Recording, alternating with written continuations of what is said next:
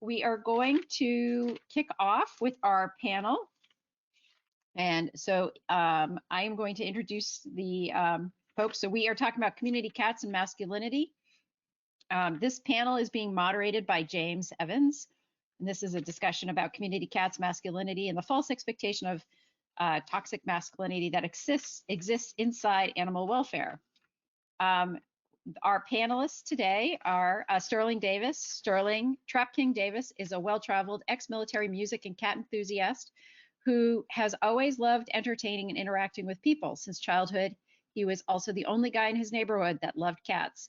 One day, while taking a break from the rap group he was performing with, Sterling saw a posting for a job cleaning litter boxes at his local shelter. He needed something to do to pass the time, so he applied for the job. He started cleaning litter boxes and loved working with cats so much that he was promoted to an outreach position where he could focus on TNR, the only way to humanely control cat overpopulation. It was at that point that he decided to give up his successful music career and focus on his passion for cats. In 2017, Sterling started his own nonprofit, Trapking Humane Cat Solutions, where he focuses on educating, assisting, and doing TNR and community cat management. Sterling's mission is not only to change the stereotypes of men in cat rescue, but also to bridge the gap in communication between Black communities and predominantly white animal welfare organizations. Sterling lives and breathes his motto, "You don't lose cool points for compassion." Today, Sterling is a sought-after speaker all over the world, speaking at events like CatCon, Cat Camp, and Meow DC, as well as fundraising events for small rescues and shelters across the United States. Sterling is planning to travel the country with his brand new recreational vehicle soon, teaching animal advocates in communities of all sizes how to care for their community cats. We have Dr. Josh Fisher with us today. Dr. Fisher has an educational background in population management and medicine, public health, veterinary sciences, informatics, and healthcare administration. He's been working in the veterinary medical animal welfare field for over 15 years, holding management roles in private practices, corporate practices, in the North Carolina State University College of Veterinary Medicine, county government, and now as the Animal Services Director for the City of Charlotte Mecklenburg Police Department. A strong advocate for professional development and growth in the animal welfare industry, Dr. Fisher seeks to involve staff in continued education and training opportunities, as well as in cutting-edge industry research. His professional interests focus on disease reduction, prevention, advanced marketing, placement, and intake reduction tactics, strategic planning, and staff career development in the area of animal welfare. His projects include increasing veterinary and veterinary technician students' interest in the animal welfare industry, as well as working with community veterinarians to break down barriers, develop relationships, and increase involvement in community-focused animal welfare, animal control, and sheltering practices. It's a passion of Dr. Fisher's to bring a level of awareness to the animal welfare industry in such a way that young adults and college students make the decision to pursue animal welfare as a profession, rather than falling into it by chance. Scott Giacoppo is the Director of Municipal and Shelter Support for Best Friends and oversees the development of life-saving efficacy and sustainability for animal welfare partners across the United States. Through Best Friends Shelter Outreach Program, Scott provides leadership and hands-on training for strategic shelter partners, conducts professional shelter operations and field assessments, and leads progressive humane training for animal control agencies and officers. In his current role, Scott champions a collaborative approach to partnership and believes that each animal welfare organization, along with the community it serves, is unique and deserving of support that speaks to its individual needs. Prior to joining Best Friends, Scott was Chief of Animal Field Services for the District of Columbia for 10 years, overseeing an animal control and cruelty investigations team members for the Humane Rescue Alliance. In this role, he designed and implemented a number of successful community-based programs, helped draft and secure critical animal protection legislation, and represented the organization as a speaker at various regional and national events. He also established a TNR program that garnered citywide support and helped reduce the percentage of stray cats killed from 85% to 12%. Scott's been involved in animal protection since 1989, so longer than me, when he became an animal caregiver in Minneapolis. He soon returned to his hometown of Boston, Massachusetts, where he began his career with the MSPCA, one of our sponsors, as a special state police officer for cruelty investigations. During this time, he received the Boston Police Commissioner's citation for work with dangerous dogs and street gangs, as well as certificates of excellence for promoting and providing community policing education for the New England Crime Prevention Partnership, and certificate of appreciation from the Rockingham County, New Hampshire Attorney's Office for assistance in investigation and prosecution of precedent-setting animal fighting cases. So I'd like to welcome the panel and ask them all to turn on their cameras and to turn on their microphones at this time. And here you go, James. Mic is yours. Oh, thank you. Everyone can hear me okay? Yeah. Awesome. Morning. Anyway, welcome.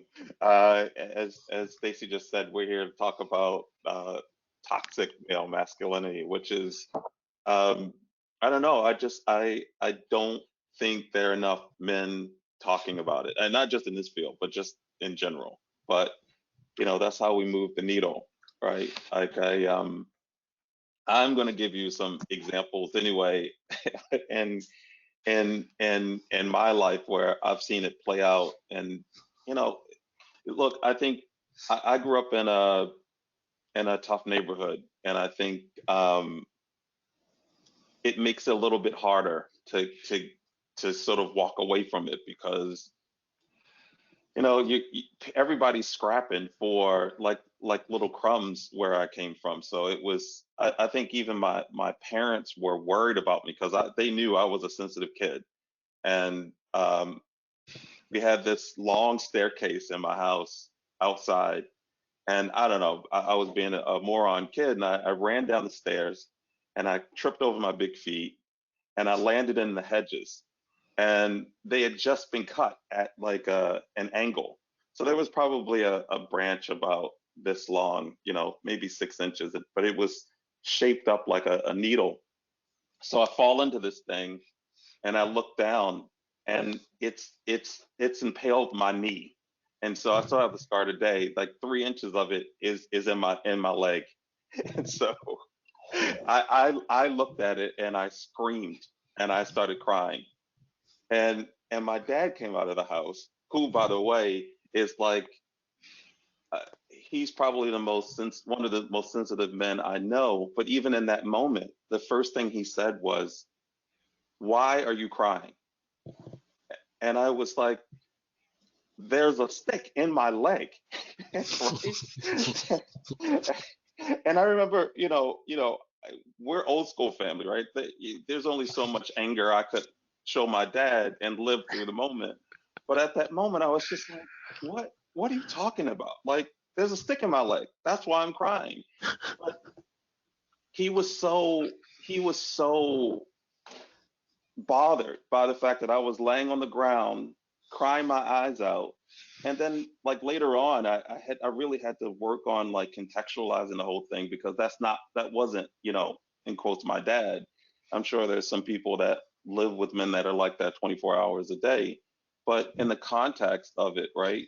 I think he was scared for me. I think he was scared that I was going to expose myself to being, soft in a neighborhood that,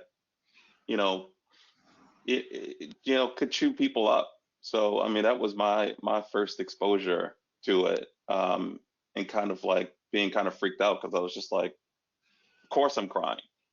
So, right, but hopefully if my dad sees this, won't be too mad at me. But I'm gonna shoot it over to Sterling. I want to know what your first exposure, really recognizing it for what it was, anyway. Yeah, it was when I was young too, because I grew up, even though I come from a music background, hip hop, which is probably the most aggressive and competitive art form hip hop is. Even then, growing up in music and wanting to do that, I was always looked at more Jimi Hendrix, Prince, Freddie Mercury. I paint my nails. I love cats. So Right. growing up, the jokes that I would get constantly, like, and to this day, actually, that's the funny part about it. Like, I have friends to this day that still like, why do you paint your nails and mess with cats and you don't have dogs? But I think the first experience was like what you said when you were young. It was with my uncles. My uncles they would try to toughen me up because they would feel like my mom. I was mainly around my aunt, my mom, my grandmother, and my uncles would be out doing Lord knows what. And when they finally Right. come to the house, they'll see me and I'm trying to paint my nails and do stuff like that. And they like, hey, we got to toughen this dude up. Like, it's no way he's going to make it out here in the streets of Detroit. That's where I was born, Detroit, Michigan. There's no way in the world he's going to make it in the hood, the ghetto of Detroit, if we don't toughen him up. So it was almost like a project for my uncles to change who I am, like to toughen me up and getting me more tough now. And it's crazy now that I'm older. I'm actually looked at in certain areas. I'm looked at like I'm some tough, strong, macho man. And I'm like, wow, I don't think Wow. these people know. They should talk to my uncle and my grandma and some of them about how macho they think I am. Yeah. I mean, it's. What about you, Scott? I mean, especially in law enforcement, right? Yeah, James, I was raised in a family of cops in and Yeah. outside of, the city of Boston, traditional Italian family. Dad's former military, or, well, I'm not allowed to say he's a former Marine. He's a Marine, I mean, I have three older brothers and an older sister, and it was that law enforcement mentality. And, we were boxers. There was boxing was in my family, and we had that. You have to be that strong male type and the protector, and I think that's where a lot of it came from. For me, getting involved in the animal world, particularly in animal control and animal cruelty investigations, was that level of protection. That was our obligation. We were here to serve the public, and Right. even notice I stand up straight when I say it. It's like Right. I get that little, it's from being raised in that environment where you stand tall and you be a man and you protect. You step in front of the threat, and you can't show weakness. You can't let people in. You can't express those feelings. But I Right. was, however, fortunate enough that my mom, God rest her soul, she was very much into the compassion and the kindness aspect. So I think that's where I got a lot of my mixture from, was that that very male dominated family. But my mom would always sneak in and say, don't forget, you got to be kind and compassionate and all that. So I think that's where I got my mix from. Yeah. I'm going to come back to that mom thing because that's super important. Yeah. Josh? What about you? So a little different. I grew up in the Southeast, right? Right. Super rural Eastern North Carolina. And for those that don't know, I'm a gay man. I was not openly a gay man until I was out of super rural Eastern North Carolina. So Why? it had a Why, lot Josh? to do. I can't imagine why, right? Shocking, isn't it? I went to a high school whose baseball team's uniform was camo, and it wasn't army camo. It was like reeds and sticks and hunting camo. Wow. So fun times. Super awesome. Fit in really well, if you can imagine. But so my pressures were from my parents. I grew up in a super religious Catholic church that has some ideas about, so there's Right. the social ideas, but then there's also these religious ideas of what masculinity is. And, there's a lot of pressures from that, Catholic world of what it means to be the man. My father was, I vividly remember, you talk about having a stick coming out of your knee. My dad looked at me and pain don't hurt. Pain don't hurt. Rub some dirt in it. You'll be fine. I mean, that was vivid memories of rub some dirt in it. You'll be fine. Right. And my household is very much a household that if mama ain't happy, nobody's happy. Right. My mother is a strong, independent woman that has no shits to give about what any man has to say. I mean, just is, right? And so she was as bad, if not worse, than my father. She's like, what do you mean? And she's the healthcare provider. So if anything actually hurts, she's like, no, it doesn't. Right. No, it doesn't. Yeah. I mean, it's like this is like my own observation about human beings. It's like we seem to be lost in the original necessity of our being, right?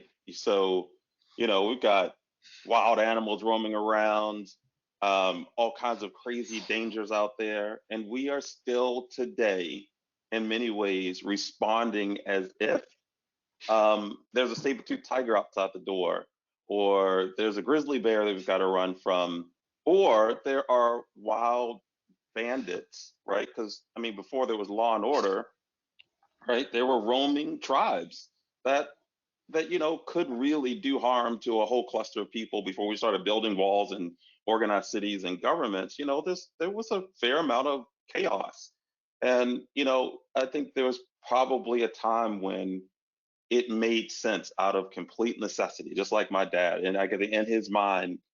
Like Sterling's uncle, Scott's family too. It's like in their minds, you know what? There are lots of dangers out there, and you have to be prepared for them. I had 3 sisters and no brothers in a tough neighborhood. And like, Scott, when you said that word, that protection word, like I immediately think of my sisters. I was in charge of walking them to the store, walking them to school. Nothing happened to them. And my mother, like yours, Scott, no nonsense. Very strong woman, but she had this crazy balance where she would walk outside with a bat, and she would tell me if someone says something to you, you hit them with a bat. You don't ask questions. My dad on the other side was like prayer. Prayer changes things. And so I'm growing up in this house where my dad's telling me not to cry when I'm being impaled, but if someone hits me, I should pray for them. My mother's like, commando, bat always, but she's the first one to grab you and swaddle you. I mean, it's just really confusing. And I think for a lot of men, it's hard to like prioritize really, what does that mean? What does it mean to be a man? But unfortunately, toxic masculinity gets rewarded.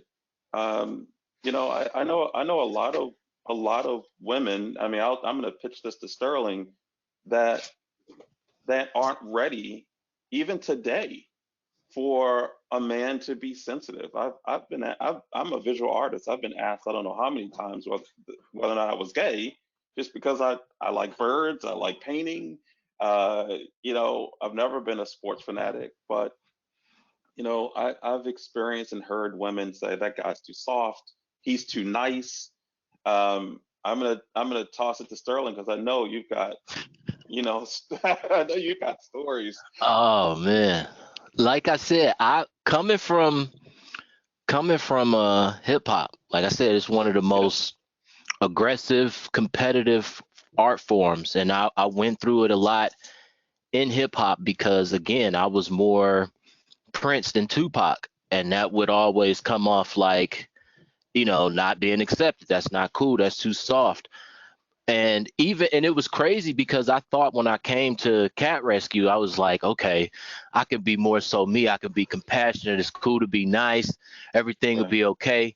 Listen, actually, the ladies in cat rescue is a lot more tougher than hip hop. If you think hip hop is tough, come to cat rescue, because the ladies that trained me, that I was the crier. Like I was the one crying, boo-hooing, I can't stop sniffing.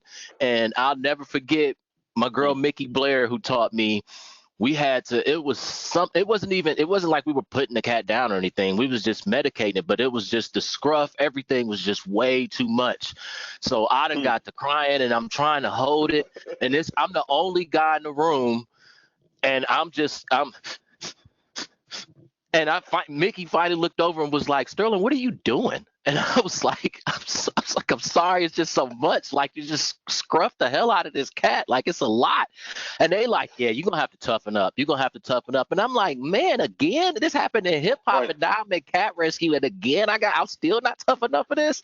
So it's it's a lot. And even with dating, I've been, called soft or too soft or weak, even in dating. After the tongue ring, the nails, and the cats, it's like a lot of women have said, hey, that's just too much. I can't be with a man that soft. And I'm just Yeah. like, wow, I thought for one, I was being me, and I thought I was kind of being balanced with that. But it's scary. It's scary to think that, I could actually be looked at as too soft or too compassionate. Like, because to me, that's what it is. I'm compassionate, but it's scary, and it kind of hurts to think that it could be that way. Yeah, no doubt. I mean, it makes me think about you, Josh. I can't even imagine, like, in the space you occupy, right, as a man and gay, right? You on one hand, right, you've got men that don't even want to accept you as a man, right? Because it's like we're not ready, like we haven't matured to this point. So how do you grow up trying to figure out where your place is in the world, where how do you avoid trying to be overtly strong or overtly masculine? Because some gay men that I know have fallen prey to that, where they go the opposite direction, and they become almost, it's almost like cartoonish to cover up the fact that they're gay. And I think that's super common in underserved neighborhoods where, again, right, you sense this danger around you, and the last thing you want to do is show someone that you're gay, because that's connected to femininity, and in a way similar to the way cats are. So I'm just curious, like, how do you like what? I think it depends, right? So, I mean, I went so far as to get engaged to a woman, Wow. to try to fit in, right? Most, I would say, most in my generation did not go that far. Hmm. Previous generations, significantly more. Yes. I think that you've got the group, and my husband is a prime example. He is a big man. He is, 6'4", built like a brick shit house, right? Which I'm not upset about. Don't get me wrong. But I'm not. I'm a petite guy. I'm 5'7" on a good day. I do not have super broad shoulders. That's just Right. not how I'm built. Of the two of us, because of just the physical attributes, right? He didn't have the same kind of picking on, because when you're that big, Yeah. you're assumed to be masculine. Plus, he was in sports and martial arts and everything else. I did gymnastics. Okay. I worked in animals. January of this year, I hit 20 years working in animals. I was the kid in high school that Wow. went to the vet clinic and worked and did gymnastics. Come on. I'm sorry, Josh. I mean, I thought, art school was enough in and of itself. I mean, it's really, we have, when I say we, I mean we as in men, and we as in women. Um, it wasn't men, by the way, over the years that have asked me if I was gay. It's been women. And I've stopped asking, but I used to say, why are you asking me that? Well, you're being nice to me. Or you like art, or you like going to the museum. And I'm like, we really have a lot to do. And a lot of this too is connected to, uh, particularly the women that I know have asked me that question were inside of communities where, physical violence is prevalent. And again, you're constantly looking for that extra layer of protection. And if a man does not look like he is willing to offer that, that's not my guy.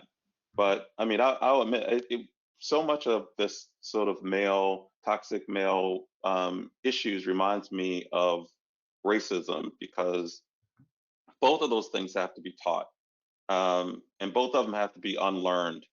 Um, and when I first, I told Scott this on the phone. I'm just going to confess to it now. Like when I first met Scott, I was terrified, right? Not terrified physically that Scott was going to like throw me overboard, but there's so much trauma, racial trauma around white men for me, right? Because all of my bosses have been white men.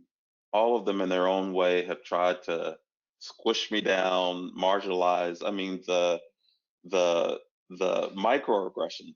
I've had bosses tell me that I dress too well at work, stop wearing a suit and tie. Why do you have that car? Why are you carrying a cell phone? Are you a drug dealer? Um, at, the, One boss actually told me I walk too slow. that I was trying to be cool. I'm like, I'm not trying to be cool. I'm just not. But everything around being African American, and so sometimes when I meet white men, and then I knew Scott was in law enforcement, and when I heard his Boston accent, I was just like, here we go. What's this? All right, and I'm being honest. I was like, here we go. I'm setting myself up for this microaggression. I'm gonna absorb it. And then I like I it was just it took me. I've like been learning to just listen, and I realized like, damn, Scott is like a real guy. Like aside from like the law enforcement thing, I want to just wrap around the.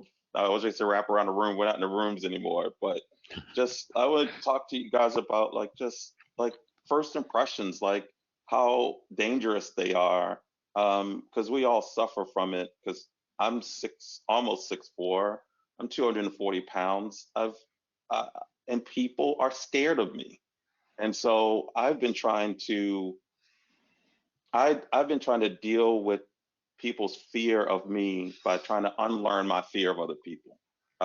Because you gotta work on yourself first. So I'm just gonna wrap that around the room. I don't know who wants to go first.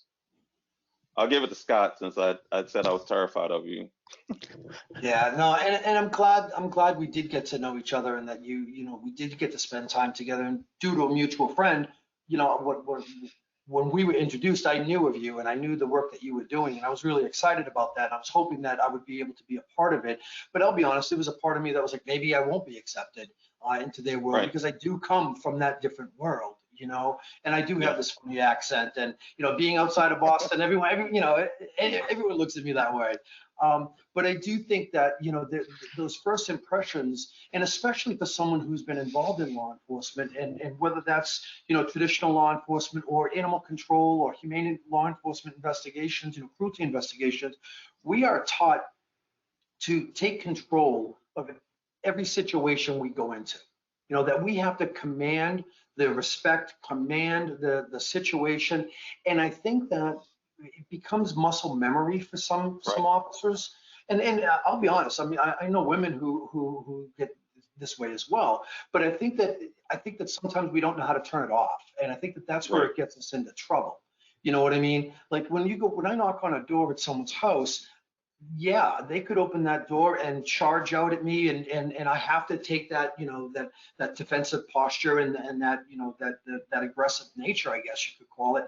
But, when you go there expecting it, that's when I think it gets us into trouble, and I've spent a lifetime trying to control that, because I have been, I've gone into places where I was expecting that. And maybe that was first impressions. And I was in the neighborhoods that, that were known for, violence or, high crime areas or whatever. And I see a pit bull chained to a tree, and I knock on that door, and I know what's coming to that door, guys, right? But I'm wrong, and being able to learn from that and not expect that every single day, I think has really helped me in not only my career, but in my life. When I'm looking at people for the first time. But I do think that is one of the problems that we face in our industry, that people are just automatically, it becomes muscle memory, and we do that as the norm, and we carry it over sometimes into our personal lives, just in our everyday lives. Yeah, it's hard. I mean, I'm gonna touch on mom, because I think when I think about toxic male masculinity in general. Like, what does it mean, right? So for so many years, at least my upbringing, it was just as women were heading to work. But in so many ways in African American communities, because of, I think, lack of exposure and lack of opportunities to higher ed, a lot of women in our community did not go to work in the way women went to work in 60s and 70s in white America, which is, responsible for part of the wage gap we still face. Most of the women in my communities were hairdressers or babysitters, and the men were laborers. And as we've moved away from labor, a lot of those folks are underemployed. But my point is that mom or someone's mom was always present. And it really struck me, and I'm grateful that I grew up in a house with three sisters and a mother. My mother is a personality. She is 6 feet tall. She is not a small woman, and she is by no means shy. She would pull us up. She would pull other people's kids up, and she just wasn't having the kind of nonsense. I could not speak. If my mom saw me doing something to one of my sisters, it would have been game over, for me. And it changed my whole life. Like, the way I think about women is not the way most of the people I know think about women, and treat women. So I'm grateful for that. I just wonder if you guys have similar experience. It sounds like, Scott, you did, but I'm wondering about Josh, because you said your mother was a tough cookie, but My mother was very much a tough cookie. My mom is the opposite of yours, right? Tiny, itty bitty little, like 5 foot tall on a good day, but she'd jerk you up sure as anything, and meaner than hellfire, but also was extraordinarily compassionate. And, everything turned, again, good. She is, when they lived in the States, my mother's from DC and is a good Catholic woman. Both of her parents are Catholic. Her big brother was a priest. So when it came to, she was by the book, everything was done, or you got jerked up. But then she also was very quick to kind of turn that, well, let's pray about it. Let's Right. think about it. We've got to turn the other cheek. Unless it was her, and then you were going to turn the other cheek. Right. But she was very much a woman who expected. I vividly remember her sending me out to the front yard to fight after getting Wow. off the bus. Yeah. Some kid on the bus popped off to my sister, and I popped back at him, and she Yep. said, "All right, well, go outside and handle it." And just sent me right out the front door. It was like, Right. You want to do it? Go do it. And That's awesome. I love your mom already. It's just crazy. I'm gonna pitch it to Sterling, and I'm gonna ask some difficult. Well, for me, it's not a difficult question, but apparently, in the ethos, it's been a difficult question to hear. But I'll pass it to you, Sterling. Yeah, my mom she was definitely the tough one. My mom was so tough that even as a kid, when she was younger, like throughout my family, since she's been like 4 years old, everybody called her and told me they would call her Miss Eva, because she was just that tough even at a young age. And even to this day, you refer to her as Miss Eva. Like, her name is on my neck, Eva's Endowment.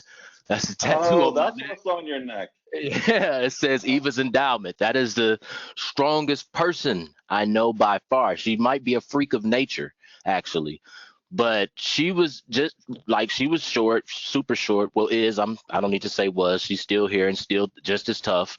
But she was the one. She would send me out there to fight. Tupac said in one of his songs, "Mama sent me to go play with the drug dealers." That was my mom, because she felt it was necessary to toughen me up to get me to a certain point. And it's crazy how I felt like I would, like, we're having this conversation about masculinity and toxic masculinity. It's crazy how where I come from and growing up, I was trying to overcompensate in that environment. I was trying to be tough. I had to walk a certain way. I had to look a certain way so that I wouldn't get taken advantage of. So I would, without even knowing how I feel about masculinity or anything like that, I would overcompensate to survive that environment. And now in cat rescue, I feel myself like, I better calm all of that down and unlearn all of that type stuff. And I feel like, again, I'm overcompensating. But the whole time, talks like this is healthy, because when you think about it, it's like, wow, have I ever had my own thought or process or understanding of masculinity or toxic masculinity or any of that? Or have I just been trying to overcompensate and survive in every area, in every environment? So it's felt like that. It's been a crazy journey, because it's like I've had to, take you to get like 40 years old to sit down and think to yourself, like, how do I feel about it? Like, what do I feel? What do I want to do? Do I think it's bad to paint my nails? Like, I'm going to get a full set after this is over with. Manny and the Petty. Like, do I feel like that's bad? Should I feel a certain way about that? So I think talks like this are unbelievable, because it's helping me out as we speak. James, I talked to Jen. I was even nervous about coming on talking about just us talking, because I was like, I'm afraid of how I'm looked at. I'm so afraid of the way people look at me, and I just want them to see the cats. I don't even want them to see anything else with that at times. So it's helpful. I look, first, I love you. You know that. And people don't say that enough. Men don't say it enough. But I think what I see anyway is that we have a lot of signals being sent at us, or you've got, but all of it is learning. You've got, toxic men teaching their sons to have toxic masculinity.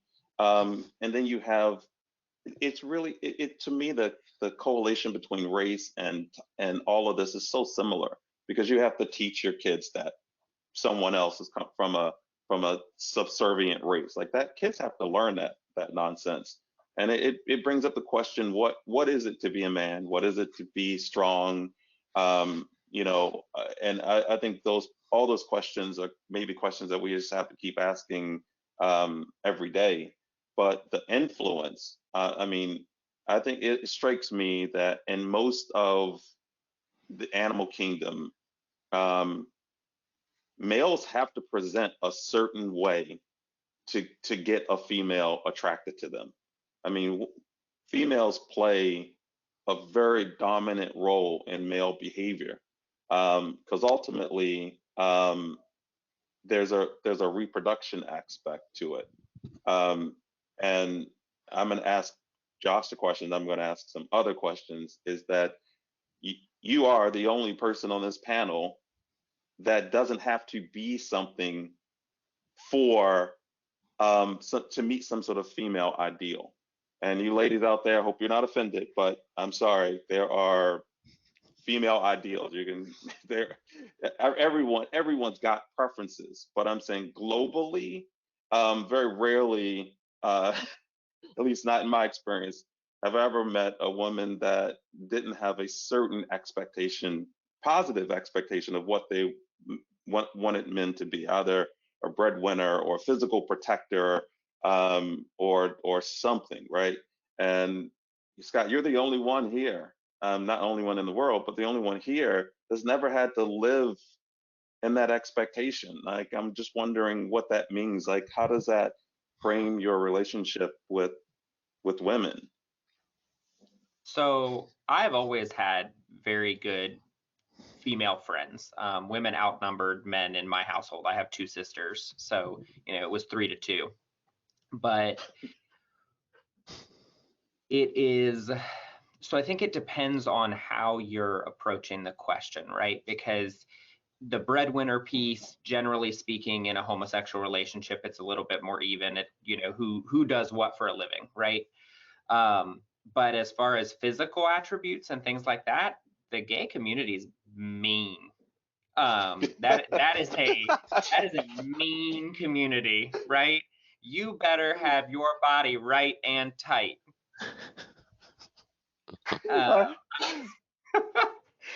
My best friend is gay. For years he used to be our history teacher, and now he's more like just my friend. And I hear you. It's hilarious to hear you say it out loud.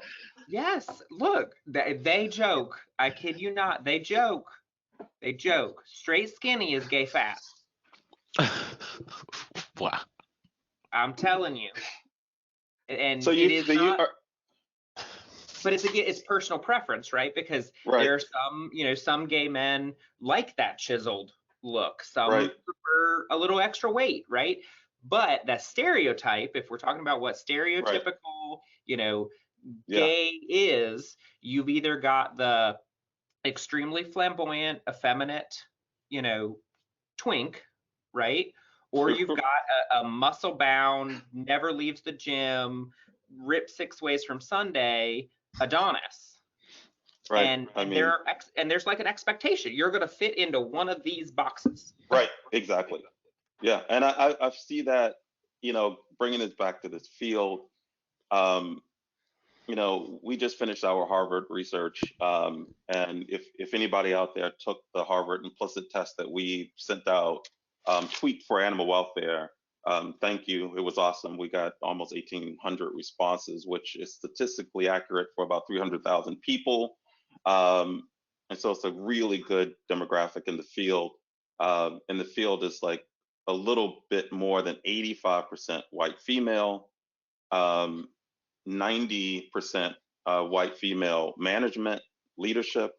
So this is all across. I mean, cat rescue and cat and TNR is probably the most densely populated with white women, but the field itself is white women. And so I asked the question on our Facebook page, which apparently people took offense at, which I just think it's a question, which is, are females in the field shaping male masculinity in the field from our coworkers? Because Scott mentioned, we were talking on the phone and you were talking about how, at least in the past, when there were less females on the force, you have women coming on the police force and they have a pressure, whether or not it's internal or external, but there is a pressure to kind of like, I'm amongst these guys and I've got to show that I fit in.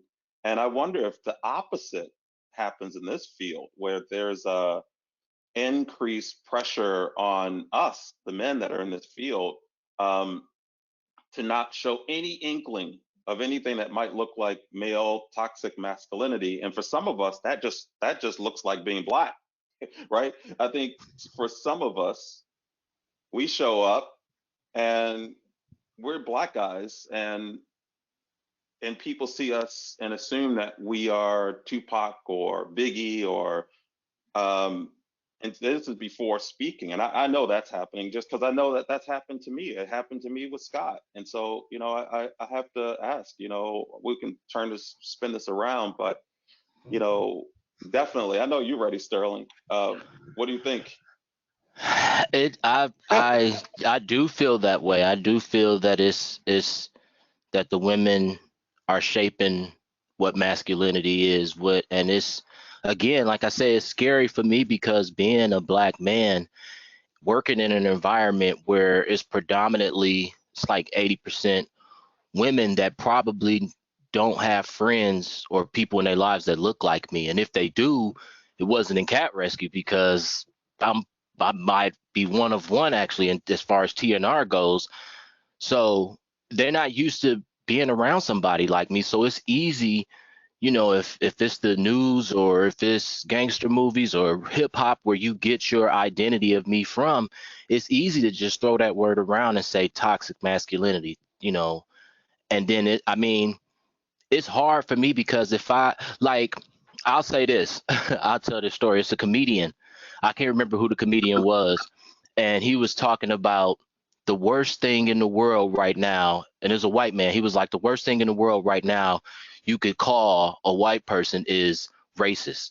And he was like, he was walking down the street and he's on this side of the street and there's a bunch of black guys up here on the same side of the street. And he's walking and he's like, man, they look rough. They look like they're a gang. They got on the same colors. They look rough. And he thinking to himself, like, I should go on the other side of the street because I don't know what these guys are going to do. But he was like, man, thinking to himself, if I go on the other side of the street, then I'm going to look like a racist.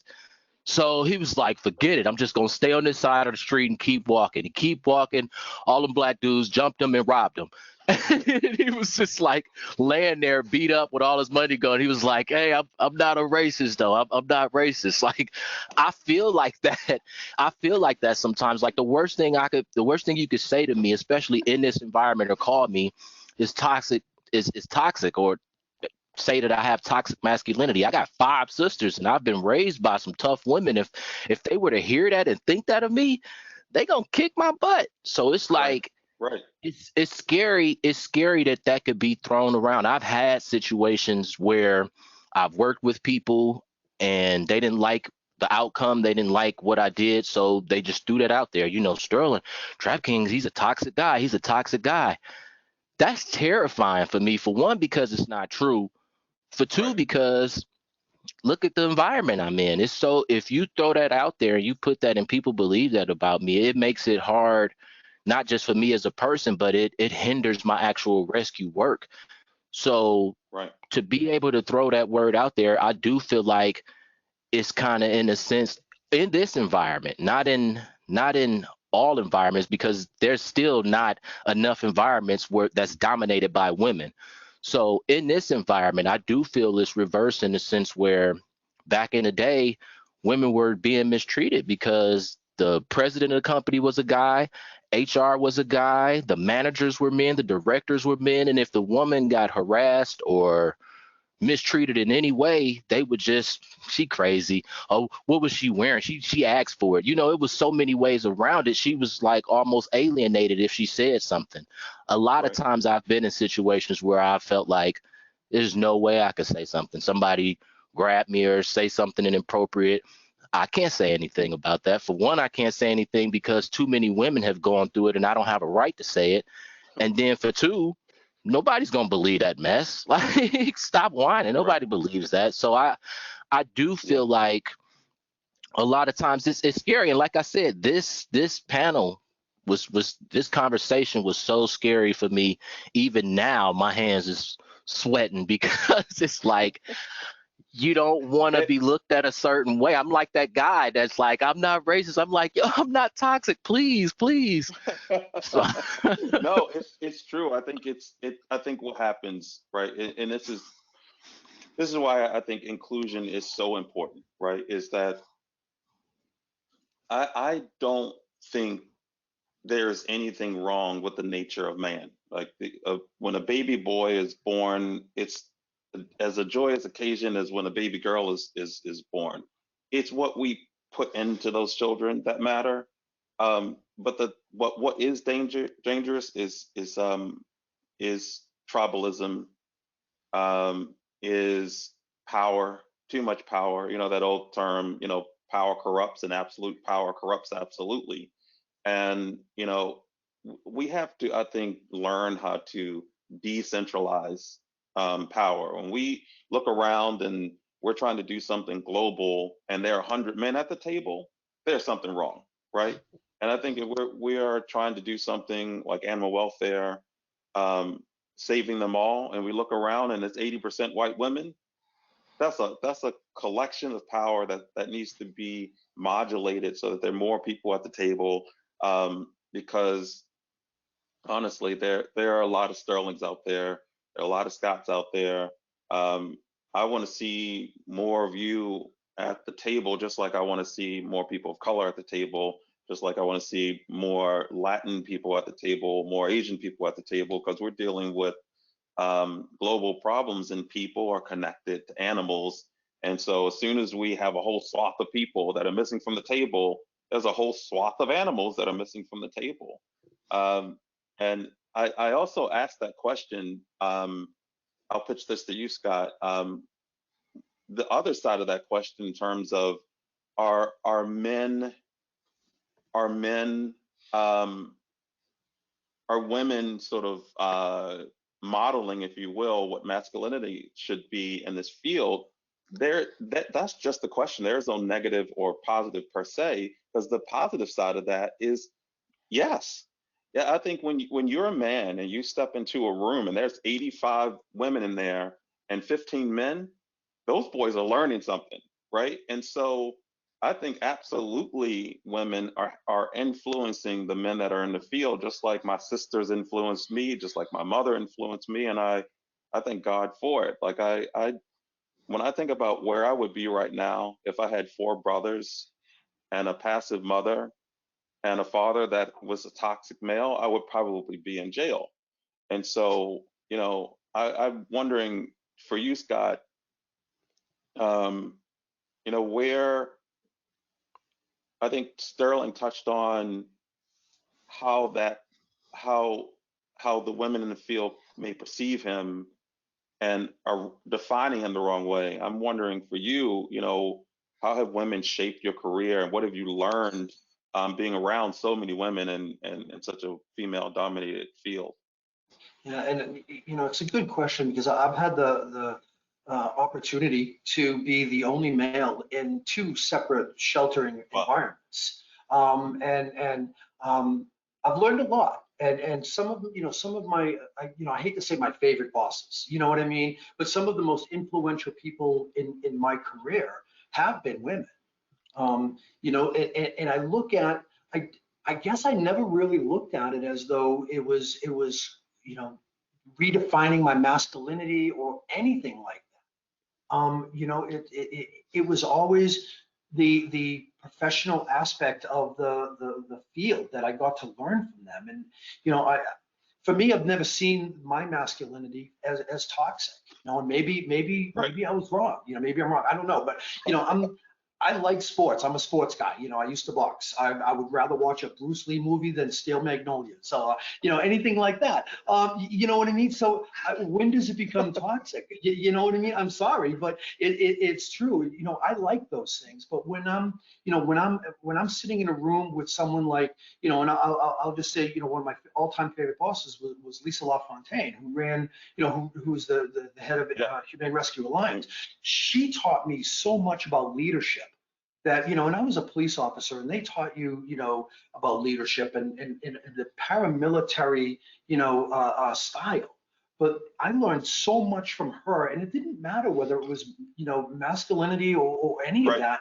She taught me how to be a leader and how to address situations in a compassionate, kind way. And maybe that's where the difference is, because, when I was a police officer and I had a sergeant over me, it was like, be a man, and, don't take that stuff and all that. So I think that people like her were very influential in my life. And now even today, I look at like people like Julie Castle, the head of Best Friends. I mean, talk about strong and to the point. I mean, we have a goal and we are going to reach it.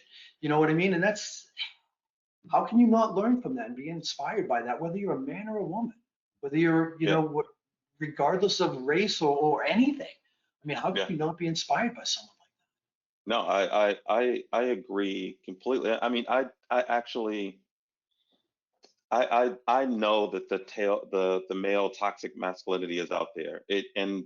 For me personally, it scares me. I won't say that I'm afraid of men per se, but my general experience with men is that someone in their lives has pushed them in a direction that's made them harsh or cold or resentful or mean towards women. That's mostly the thing that I can't deal with. It's like once you start having a conversation and you start calling women hoes and all this kind of stuff, like I'm tapping out right there because you're talking about my sister. And so then, and so I'm not a bar guy.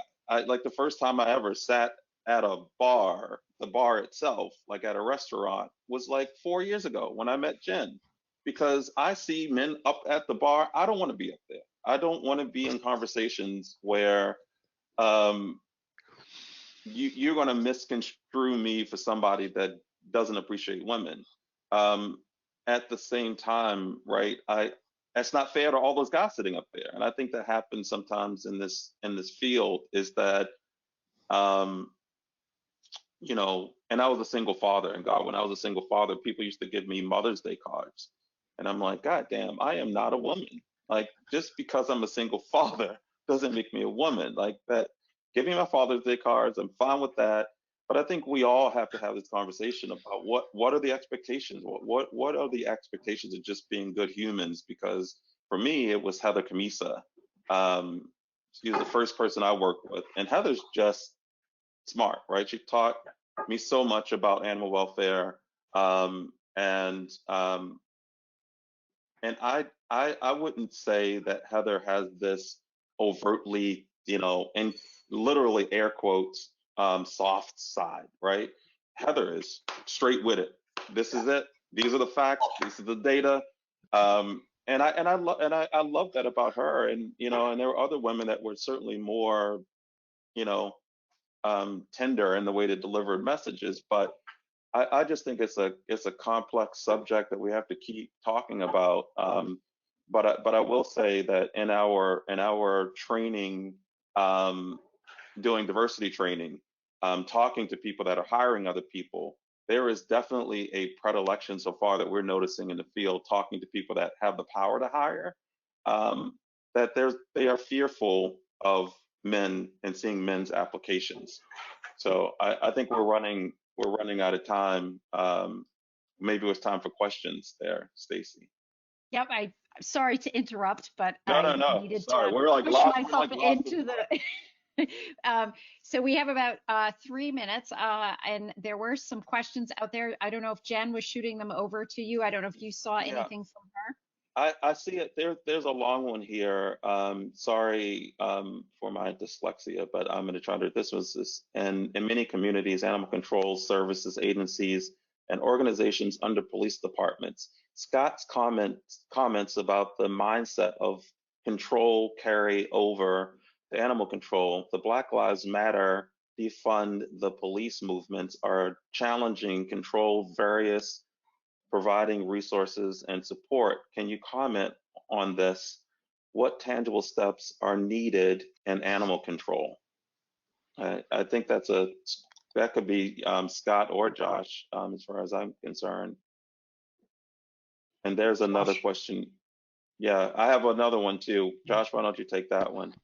Sure. So currently I work under police. My current department is under police, and it is definitely a conversation both around the Black Lives Matter movement and then the defund police, because a lot of times when animal services, animal control gets lumped into police, having those conversations, one of the first place police is going to look at cutting is animal control or animal services, because we are not viewed by police in a lot of communities as a police function. So that's an easy way for them to cut, and it's not a way that is meeting the desired outcome or the desired effect of the movement, right? The call to defund police doesn't have anything to do with defunding animal services. It has to do with defunding police enforcement and certain methods of police enforcement. And so it's important that when we in leadership roles within animal services inside of police are willing to be vocal, right? We can't just sit back and say, oh, well, it's up to the chief or it's up to whoever. We actually have to be willing to take a stand on that and say, look, if you're just cutting our budget, you're not meeting the intent, A, but you're also targeting a very vulnerable group within your own organization. Because my department, within the entirety of my police department, I've got a department of 80 within animal services, right? My entire police department is over 3,000. Wow. So, I mean, we're nothing compared to the large number. So as far as the department goes, if they're cutting my budget, the department as a whole is going to be thrilled, because most of them aren't going to be impacted. So we just have to be willing to be that squeaky wheel. Do you have another question, Stacy, or should we wrap this? I think, unfortunately, due to time, the fact we have such a packed agenda, we're going to have to call it, but this was just, I can tell you in the comments, everybody was blown away. So for those of you, which is probably all of you who took the chance on doing this today and sharing your thoughts, your emotions, got the Trap King heart going. I was trying to do that right. I never do that right. I can't do Look, that. Look, I do quickly just want to thank you guys. I know this was like a risky conversation. I really appreciate you. I honestly, I really hope in the future that we learn to like talk to each other as one human at a time, and not female, not male per se, but you know, race agnostic, gender agnostic, and just, you know, try to approach everything with some decency and compassion. Right. 100% I agree with you. And we do have a little bit of priority there for the cats, though. We're just going to put them up on up a notch above those dogs. Sorry, I just have to put that one in there. So, but anyway, guys, you were great. Scott, you make me laugh all the time. Thank you so much. Appreciate it. And like I said, this was just great. And for those of you who know Sterling, we're going to see him later today. And he's going to be doing a presentation on difficult conversations. So we'll have a little bit of some of this theme continuing on. At this